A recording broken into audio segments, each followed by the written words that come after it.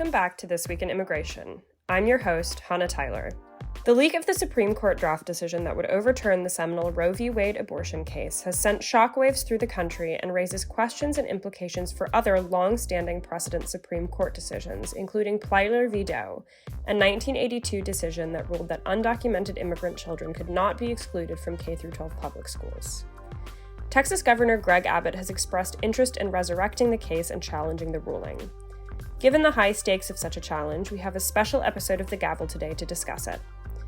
Joining me and BPC regular Teresa Cardinal-Brown are Leon Fresco, an immigration attorney at Holland Knight, and Melissa Lazarin, senior advisor for K-12 policy at the Migration Policy Institute's National Center on Immigrant Integration Policy. Stay tuned.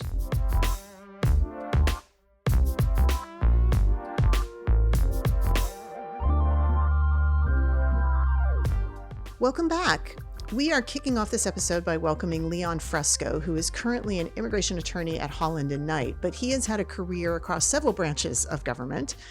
He was the primary drafter of S-744, the U.S. Senate's Comprehensive Immigration Reform Bill in 2013, when he worked for Senator Chuck Schumer. And he's been the Deputy Assistant Attorney General for the Office of Immigration Litigation at the U.S. Department of Justice under the Obama administration, where he represented the government in key federal court cases. You can follow Leon on Twitter at FrescoLeon, and welcome to This Week in Immigration. Thank you. Can you walk us through this court case, Plyler v. Doe? As Hannah said in the introduction, this is not directly related to Roe v. Wade, but it is that kind of seminal court case that people are thinking might be another thing that could get to the Supreme Court. So talk to us about what was Plyler v. Doe, the original case, what were the issues at play then, and the ultimate decision? Absolutely. There was a revision to the Texas education laws in 1975. Plyler versus Doe is from 1981. And that revision allowed the state of Texas to withhold from local school districts state funding for the education of undocumented students. And so the question was in these lawsuits was a twofold set of questions, which was on behalf of the undocumented students, number one, did they have a fundamental right to an education that would allow them to show that that couldn't be taken away without strict scrutiny? Or number two, were they entitled to equal protection under the U.S. Constitution that also couldn't be taken away from them without strict scrutiny or some other form of scrutiny? And so those challenges worked their way up to the Supreme Court on this issue that Texas was saying that these students couldn't go to school, undocumented students couldn't go to school without either paying for their own tuition, or what would happen is if they were to go to school without paying for their own tuition, then what would happen is the state of Texas would not give funding to these school districts who were allowing these students to go to school. And so that's what was challenged. And actually, the attorney who argued the case at the Supreme Court, Peter Shea, is still around, and he did the Flores case and a bunch of other cases. And so it was his case all the way back then, Plyler versus Doe, that challenged this Texas statute. Yeah, I mean, Peter Shea is very well known to many of us in the immigration law arena from his many advocacy cases that have been seminal in the practice of immigration law. But what impact did the decision then have on undocumented children and basically on education in general? Well, sure. And let me go through the decision. Sorry, I was kind of trying to go step by step. So the court went then and started analyzing this question. And what's very interesting in this 5-4 decision, which is really like hanging on by a thread, it's like that on the tiniest of hairpins, is the court said two things. Number one, the court said education is not a fundamental right. And why they did that had really nothing to do with these poor undocumented students, but had to do with not opening a Pandora's box where kids could start challenging the lack of funding in their particular district versus the lack of funding in another particular district. And that would open a gigantic can of worms where they didn't want to go into all these lawsuits about the quality of education in a particular location. So they said, we're not going to go down this road of saying that education is a fundamental right, and that's why these undocumented students win. Instead, we're going to look at this from the equal protection perspective. Now, here's what's complicated from the equal protection perspective and why this case is in such jeopardy, is that in equal protection, there are basically 3 levels of scrutiny that the court gives to a potential equal protection challenge. If the government is discriminating against someone on the basis of their race or their religion or their national origin or something of that nature, the government does what's called the courts do what's called strict scrutiny, meaning that usually the government is going to lose there because the government has to show that they have a compelling governmental interest to do this discrimination and that there's no other way to do it. This is the most narrowly tailored way to do this discrimination, to do this thing that they have to do. So for instance, if we were being attacked only by Czechoslovakian terrorists and they just suddenly all had some chip in their brain that could be activated to just murder us all, then maybe we could do some detention temporarily while we checked on everybody's chips and tried to deactivate them, something of that nature, because then that would be something that was super compelling. We were keep getting attacked by these folks with chips or whatever. But it takes that level of scrutiny to win in a strict scrutiny case. But the court said these undocumented students don't get strict scrutiny. The second kind is what's called intermediate scrutiny, which has been applied to gender-based discrimination cases. And that's where there's an important governmental interest. And that is where that important governmental interest, the government is doing something that's reasonably tailored to meet that important governmental interest. It's like a medium standard. That standard also was not applied here because that's for gender-based cases. The standard that was applied in the Plyler versus Doe case is what's called the rational basis test. And the rational basis test is traditionally, although not recently, although again, now this may turn a second time, but traditionally, the rational basis test is one where the government always wins because all you need to show is that there's some rational basis for this statute, that it's not completely arbitrary and capricious, and that it's fostering some goal that the government has that's a legitimate goal. So pretty much anything would survive the rational basis test, except in Plyler versus Doe, which was very interesting. It was one of the first cases where the Supreme Court said, and then they subsequently did it in the cases involving gay marriage and in the cases involving anti-sodomy laws. But before then, this was talking 2 decades before then, the first time the court did this was in Plyler versus Doe, where it said, we get that there is this issue of rational basis and that the government always wins. But in this particular case where you're talking about young people, we don't see any rational basis in penalizing them for the conduct of their parents, essentially. That's basically what this case says, is we hear you, state of Texas, saying that you have a rational basis because what you're trying to do is stop undocumented immigration into Texas, and you're trying to take your funds of education and focus them in on students with status as opposed to students without status. And we get that might normally be a set of facts that might be a rational basis, but not here because 2 things. One, the kids, you're punishing them. How can you deter conduct? Because you're not deterring the people who you're punishing. You're deterring their parents. You're not deterring their children, number 1. And then number 2, this right to an education is so important that if you're going to mess with it, you should have something more that's actually triggered toward the person you're messing it with.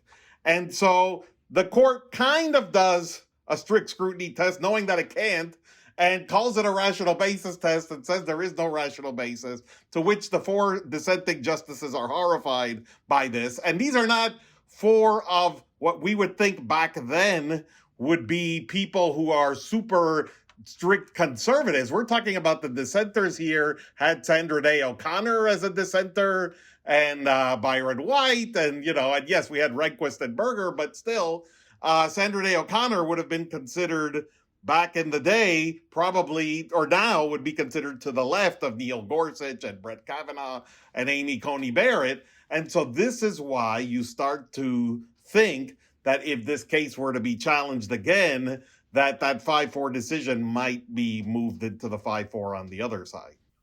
Yeah. So thinking about, you mentioned some subsequent cases that use this similar test. Have the issues at play, or these scrutiny tests, evolved since Plyler has come in other cases that Supreme Court has tested, so that there is if you will, at least a theory that given these subsequent cases, they might look at this one differently? Right. There's been a set of cases basically involving LGBT rights. First, these anti-sodomy cases, and then the marriage cases, where the court has said there's no rational basis to discriminate against the LGBT community with regard to same-sex sodomy laws or with regard to marriage. And so even though LGBT rights are not strict scrutiny and they're not intermediate scrutiny, they nevertheless there's no rational basis for the government to make that discrimination. So those are the other cases where the court has overturned this rational basis concept.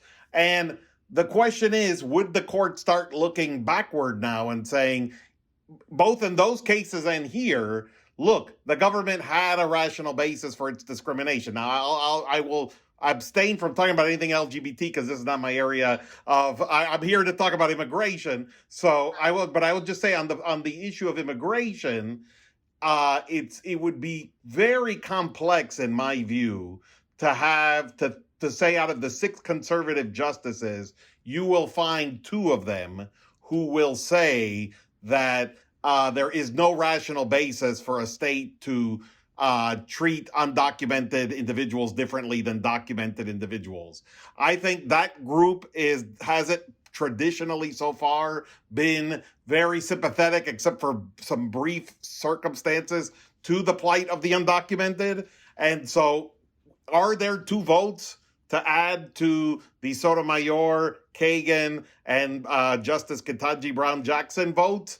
I don't know. I think it's going to be very difficult to see. And the only way I think you see these cases not being overturned is for the court just not to take them up, and for people to say, look, we can't go down this route because of the devastating consequences it's going to have. Let's just deny certiorari and move on with our lives. And I think that's if it's not going to be overturned, that's the way it's going to happen. So let me ask you this, because this has come up in the wake of the leaked draft decision from the Supreme Court, which is a whole other thing about seeing a leaked draft from the Supreme Court, but that would overturn Roe v. Wade. And so is there any legal linkage between these 2 cases, or is it simply, if the court is willing to overturn Roe v. Wade, which has been a seminal and case that has been, set law, as was said, for many, many decades, they would also be willing to look at this? Is there any legal linkage, or is it just sort of that understanding? Right. I don't know that there would be a legal linkage, other than to say that if the court is in for a penny, it's in for a pound on overturning this concept of stare decisis and not taking it seriously anymore and being able to revisit a host of precedents. I do think what's really going to tee this up is, do you get into a situation where one of the state governors, in conjunction with their state legislature, decides to try to do something to tee this back up,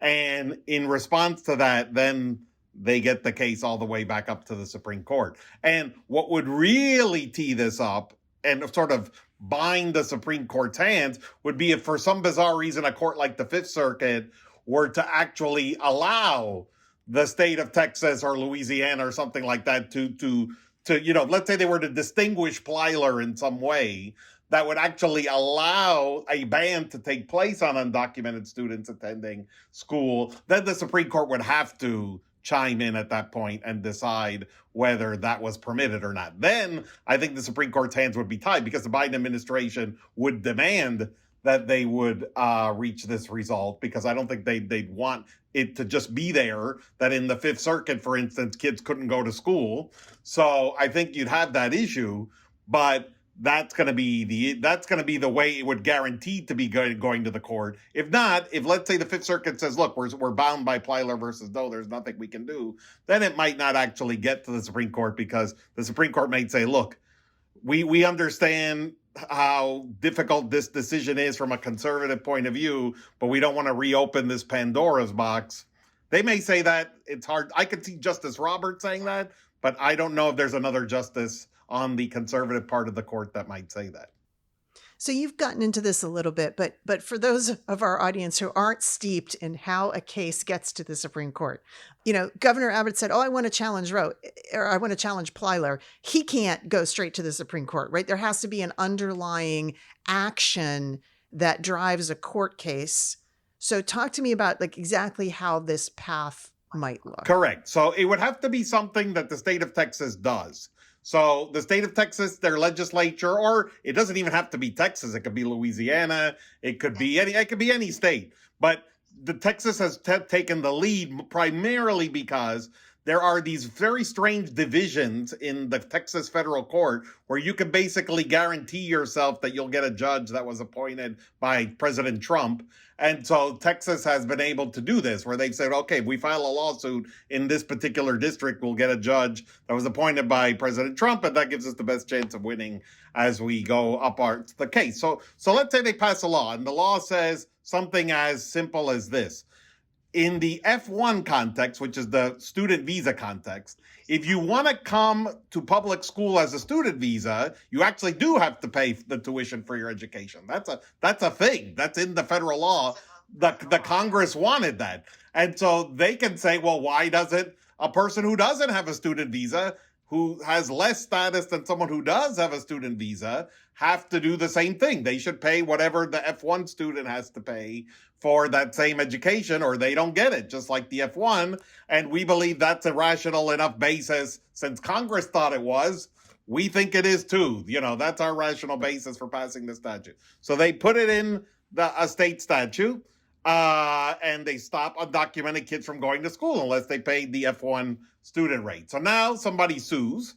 And the interesting thing there is if someone sues on behalf of the students, they don't have to sue in the division in Texas that has the Trump judge. They can sue in some other part of Texas, but it's hard. No, there's no part of Texas you can sue which is going to be friendly. They're all, they're all not so easy. I filed once a habeas in Texas that I won. I got the one judge that would have granted the habeas, but it's like I got the miracle lottery selection. So, but anyway, so you get you get that district court judge, and that district court judge either issues an injunction or not. And then if they issue an injunction, then the state of Texas would presumably appeal to the Fifth Circuit. If they didn't issue an injunction, then the students group would presumably appeal to the Fifth Circuit. And then depending on what happens in the Fifth Circuit, whoever lost might appeal to the Supreme Court in that situation. And that's how it would get there. At what point, if at all, would the federal government get involved? So they would get involved right at the beginning, probably either filing a statement of interest, or them also being a co-plaintiff, or them being literally the people who sue. Like in Arizona versus United States, there was actually two lawsuits. There was the lawsuit filed by the ACLU against the Arizona law in 2011, and there was the lawsuit filed by the U.S. Department of Justice, and that's the one that ultimately made it to the Supreme Court. So under the Biden administration, if they believe that this was that this was a policy they wanted to keep, their Department of Justice might intervene in the case, or ask to intervene in the case and argue it. Yeah, they could either do that, or they could file their own lawsuit. Either one. Okay.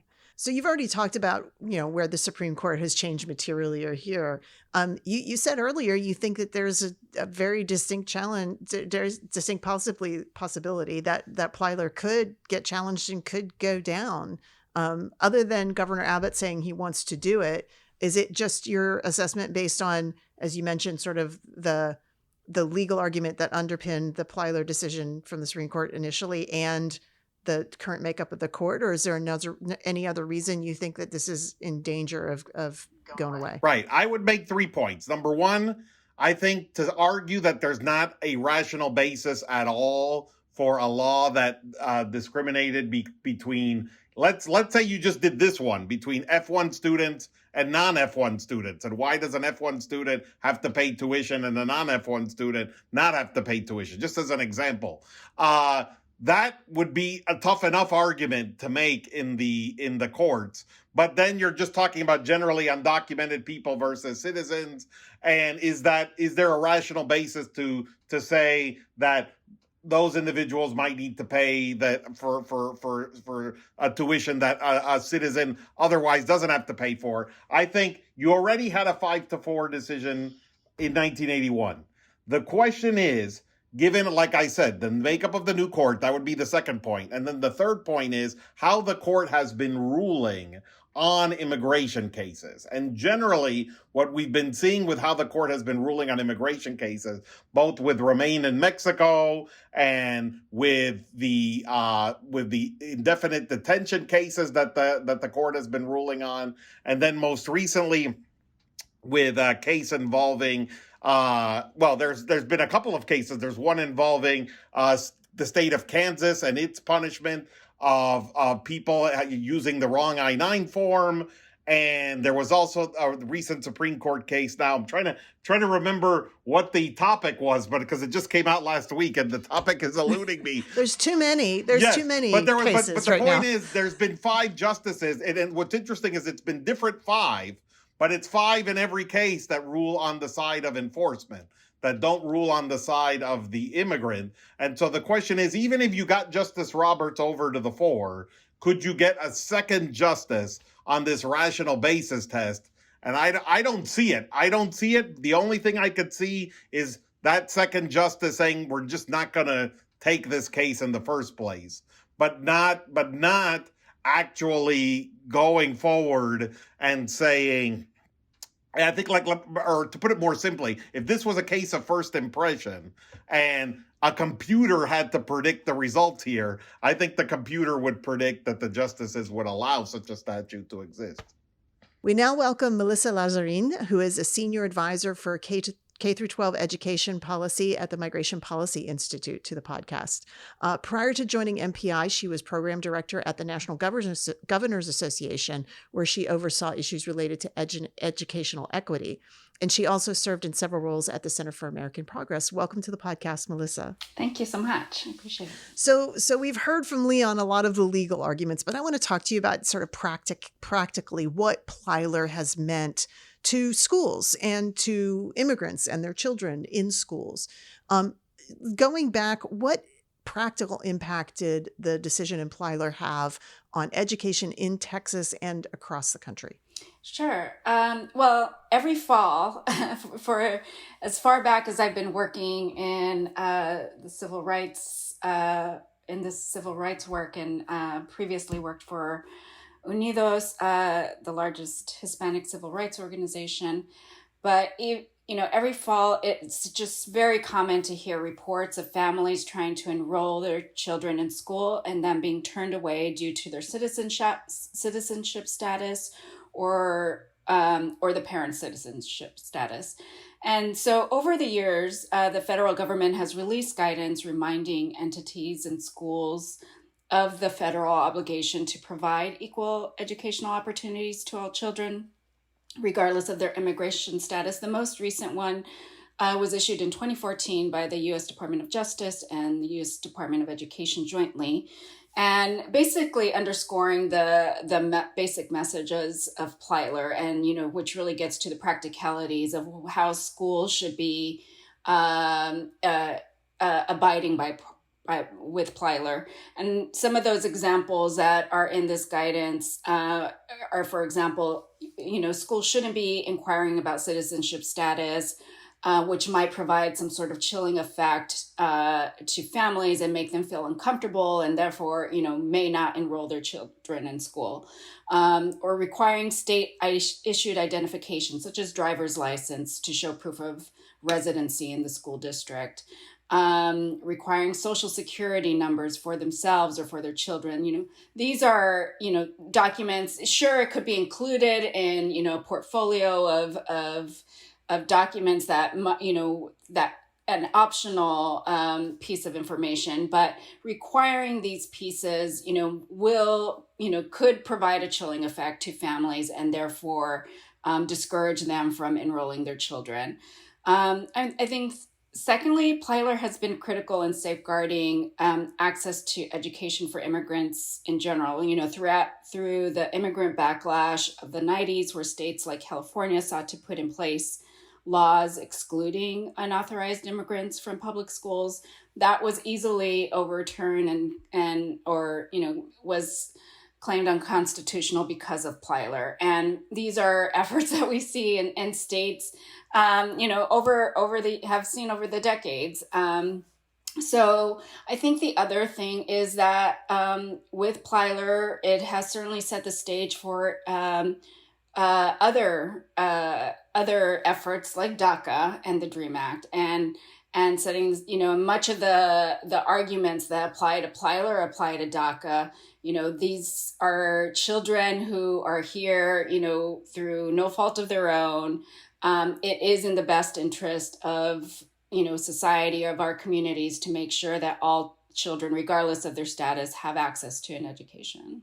Let's talk data here. Do we know how many immigrant children are receiving primary and secondary education in the United States? And do we have any idea how many of them might be undocumented today? Yeah. So my organization, the Migration Policy Institute, estimates that approximately 5.5 million children under the age of 18 live with an unauthorized immigrant parent. Most of those children, about 86% of them, are U.S. citizens themselves. So only about 13%, approximately 726,000 of these children are unauthorized themselves. But I think it's important to recognize Plyler's influence, extends to mixed status families, which many of these children are in. Their siblings might, be undocumented, even though they themselves might be U.S. citizens. So, I think Plyler in itself, it's the benefits and the influence, the impact has great, extends far beyond just undocumented children themselves. Yeah. So you talked earlier about some of the reasons why it's important to provide education to undocumented children. Can you talk a little bit about ways that school districts have tailored education differently to the needs of immigrant and undocumented children, and what supports or other things they may have had, and where have there been challenges with this? Sure. So certainly, of course, the thing that comes to mind most is providing English language support services to students. All students who enroll in school and might live in a language where might live in a home where a language other than English is spoken, are typically screened and tested for their English language proficiency and are offered English language support services. And, they may choose to, either family may choose to enroll their child in that or not. So that's certainly one way. And of course that there's a lot of debate on, what the best programmatic model might be for that. Therein lies some of the challenges, but certainly I think it is deemed that schools have an obligation to provide those services at the very least. Second, we have seen over the years schools such as what we call newcomer schools pop up both in California and New York, where really these are schools that are entirely tailored for new immigrant students, students that are new to the U.S. school system, and really providing them intensive support and coursework. And I think the other thing is just looking at the opportunities such as expanded learning opportunities such as summer school and after school and tutoring. Those are support services that are really critical for immigrant students and students who are learning English. Just provides them much more opportunity and time to work on both their English language development skills, but also their academic coursework, where, they might, benefit from additional time on, with working on those things. So as Leon described it, the legal challenge to Plyler is likely to lean heavily on the cost to states of educating particularly undocumented immigrant children. But can you talk to us a little bit about the sources of funding for the education of immigrant and non-English speaking children in schools? The federal government does provide some funding for that, yes? There is a little bit of funding, yes. So it is wrapped up in what is known as Title III of, which is part of the Every Student Succeeds Act, the federal law that governs K through 12 education in the United States. That's perhaps one of the most significant federal programs that supports, it supports both English learners and immigrant students. So it's not just immigrant students. But there is funding included in that for states and districts based on their counts of immigrant students. And of course, a lot of that funding is intended to be used to support English language development support, to support teachers of ESL teachers, bilingual education teachers, as well as their professional development, as well as the professional development of other teachers that are working with these students. And I think, but in addition to that, there's Title I, which is the largest federal education program. And, that is targeted to children who are, who come from low income communities. And so it is certainly, undoubtedly Title I is an important program for these students as well. Yeah. So talk to me a little bit about what you think the implications would be if Plyler were overturned. Yeah, well, I think that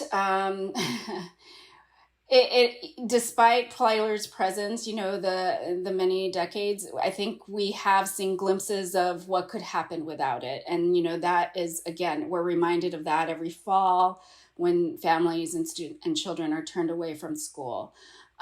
So we would probably, expect to see children not, being turned away from school and not being educated as they should be. And, certainly I think it would provide, would help, it would build a, greater atmosphere of fear, I believe. And,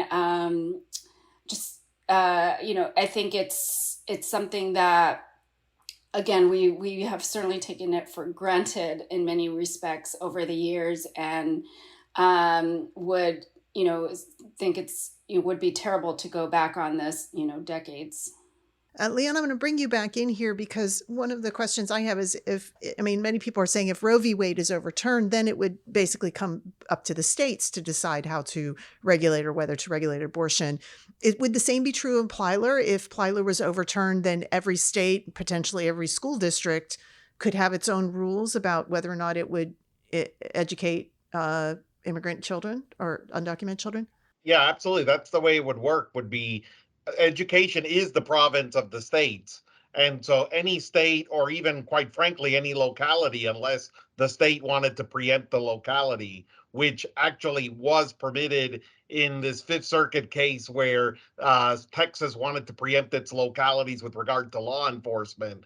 Right. And Texas passed its own sort of, we're an anti-sanctuary state, so we can't have any sanctuary cities in our state. So if a state wanted to do it, they could ban localities. But if the state didn't want to ban localities, it would actually be a local school district by school district decision as to what they wanted to do vis-a-vis the education of people with or without immigration status. And in that situation, I've been one of these people just generally, not that I don't want Plyler to go away. I think that'd be a big disaster. But I have been one of these people just generally who've thought that maybe the stronghold, or not the stronghold, the stalemate, that's the word I'm looking for, on immigration can be broken by sort of this state by state lab experiment where states that were welcoming of immigrants could compete against states that are not welcoming of immigrants. And we could determine which states ended up doing better in the long run, and then maybe from there we could actually do a decision. So you could actually have, like, I've played around with immigration bills where I ask people, maybe we should do a bill like this that says after you do a legalization, states can decide whether to give work authorization in that state. So you couldn't be deported after an immigration bill would happen, but the states would decide whether people with this new provisional status could get work authorization in that state. And so my point would be, I would almost from that sense, be happy to see it in the sense of saying, I believe the states that would educate the children would do far better, would have far better outcomes. And even if that means that they are quote unquote magnets or places where people will go because they have these rights versus other rights, I do think at the end of the day, they will, especially given the labor issues that we're seeing in the country at the moment, they would do far better in the long run than the states that would sort of shut themselves off to this group of to this labor and to the rights of the children to actually get an education. So from my perspective, I don't want it to go away, but I do think it would provide some interesting data. A grand experiment, maybe. I don't know. I mean, one thing you did mention, I mean, the states that had laws, I mean, we saw some states pass laws to prevent localities from creating sanctuary policies. We saw the reverse in other states where it said the state would pass a law saying no locality shall share information with Immigration and Customs Enforcement. I think we could imagine the similar thing might happen if the states were given free rein. Some states would say, in our state, we will at a state level pass a law that says all schools in our state must give education to all children to prevent localities from doing that. I mean, either way, I think we're thinking about this being a very difficult political outcome for many states and localities across the country, not the least of which is the challenges to having children in the country that are not being educated, correct? Yeah, California did this with the Trust Act, which was the opposite of what Texas did. So California said we're a state that can't have any localities that report people to ICE. Same situation with Texas, who said we have to report people to ICE when our localities encounter people. And so from that perspective, you could see the same thing happening in California, saying, look, none of our school districts can refuse people on the basis of their immigration status. And Texas might say the opposite and say, look, people without immigration status can't go to school. And yes, it would create a dramatically challenging atmosphere for all kinds of people who are caught in the crosshairs of this, who don't have anything to do with sort of these larger culture war policies and are just poor kids who could otherwise, like we said, today's, or, the 1980 Plyler student is today's dreamer valedictorian. You don't know what happened from here to there, but none of these dreamers that you've seen doing impressive things would exist but for Plyler versus Doe. And so the point being, where do you go in a world where that's gone?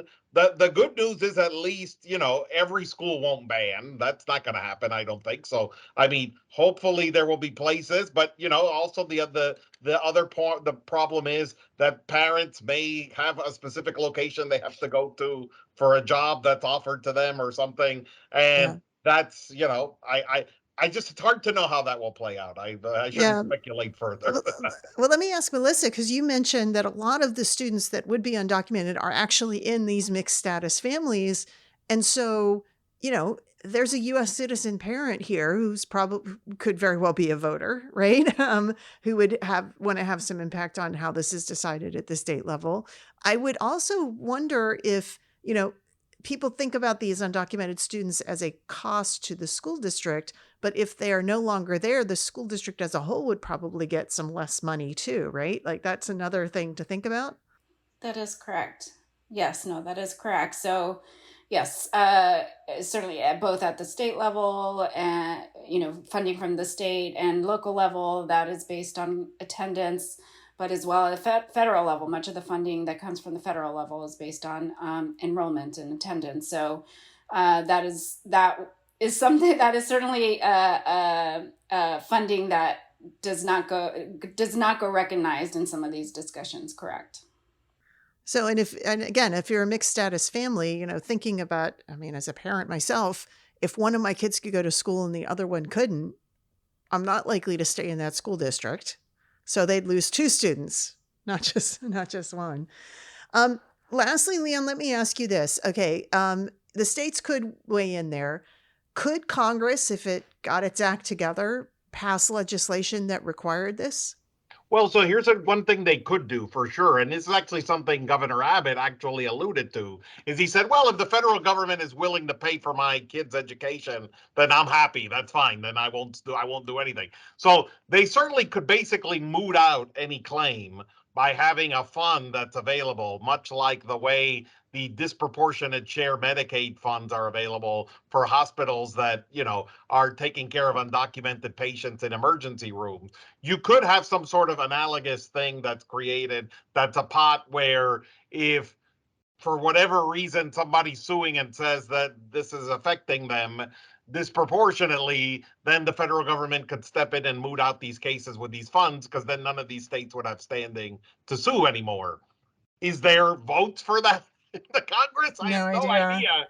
But I mean, that's certainly something that could be done. But Congress couldn't, because you said earlier education is one of those areas that is under state authority. Congress couldn't mandate it. Okay. Right. They can't mandate states to educate undocumented students. They can't do that. But what they could do is moot out the cases, because every case, the person who sues has to have an injury. And so they have to have some standing to sue. And you can moot out the injury by saying, if you're telling me that your injury is cost related, well, there's a federal government program to eliminate that cost injury. They could do that. But I mean, I don't know. I don't know where there's 60 votes for that right now. So that would be an interesting question. Well, and we'll see. Let me ask one final question of you, Leon. What's the timeline on this? Like, how quickly could something happen? I mean, it just depends on how, literally today, Texas filed about the asylum. Teresa, you and I are very familiar with this concept of moving the asylum adjudicators to USCIS. They just sued. I don't know why they care about this, but they sued about this today. And so all they have to do is just come up with something. They can do a special session of the legislature, or it could be any other state. And if they do it, the only, I suppose, good news is school starts in September. So, I mean, they're not going to kick people out of school. So I suppose September would be really when these laws would be implemented for. But I guess September would be really when this would be cranking up again, or August, I guess schools start now. And depending on how fast the decisions come and the appeals come is how quickly the Supreme Court might take it up. Yeah, well, because when you have an injunction, then the injunctions get the case to the Supreme Court very quickly. So it could happen in a month after that. So, okay. All right. Well, this has not been the most uplifting conversation, but I want to try to end on a little bit of a hopeful note. So, Melissa, I just want to ask you, Leon alluded to this. It seems to me that the fundamental reason we want to educate any children, regardless of status, is the potential they have to be somebody great, whether it's somebody great here or somebody great, and if they go back to to their home country or wherever they choose to end up. Is that fundamentally why we believe that all children should be educated? I mean, is that why we have universal education in this country to start with? Yes, absolutely. That is, it behooves all of us to ensure that every child has access to equal educational opportunities, that they reach their full potential.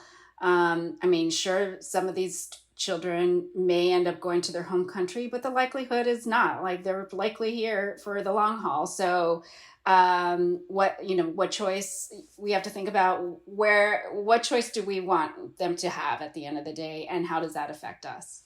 Sort of the opportunity cost to the United States of not building these folks to their full potential. Well, Leon Fresco, Melissa Lazarin, very nice to have you here. Thank you so much for joining us in This Week in Immigration. Thank you so much.